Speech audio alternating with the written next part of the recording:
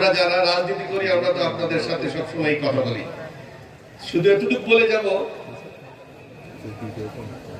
প্রতিটা মুহূর্ত, প্রতিটা দিন মৃত্যুকে স্মরণ করবে, যে এই মুহূর্তেই আমার জীবনের শেষটি সময়। আর জাহান্নামের আগুনকে ভয় পাবেন, জাহান্নামের আগুনকে ভয় পাবেন। আর মাথায় রাখবেন, মহান রব্বুল আলামিন আপনাকে সৃষ্টি করেছে ওনার জন্য, কি করার জন্য? আল্লাহ তাআলা রব্বুল আলামিনের ওনার কাজগুলি করার জন্য পাঠিয়েছে, আমাদের কাজগুলি করার জন্য না। ওনার কাজ করে আমাদের কাজগুলি করব। অনেক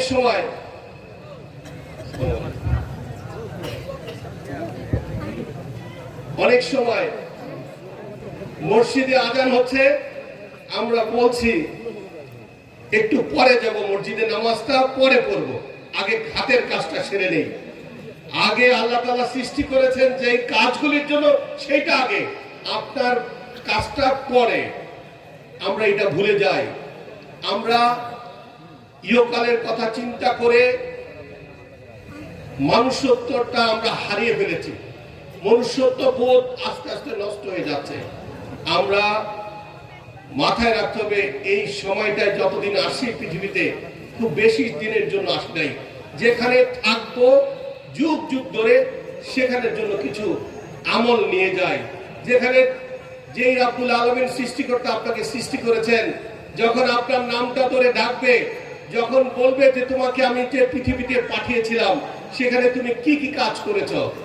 যদি আমরা যেমন একজন শিক্ষকের কাছে পড়া দিলে পরের দিন স্কুলে গেলে মাথা নিচু করে দাঁড়িয়ে থাকি, পড়া না পারলে রব্বুল আলামিনের কাছে এরকম করে মাথা নিচু করে দাঁড়িয়ে থাকতে হবে।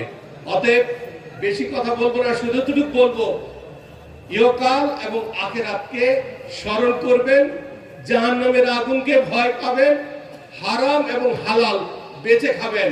প্রয়োজনে 3 বেলা খাওয়ার চেয়ে 2 বেলা খাবেন, কিন্তু হারাম খাবেন না। যে হারাম আপনার জান্নাতের বাধা হয়ে দাঁড়াতে পারে, সেই হারাম খাবেন না।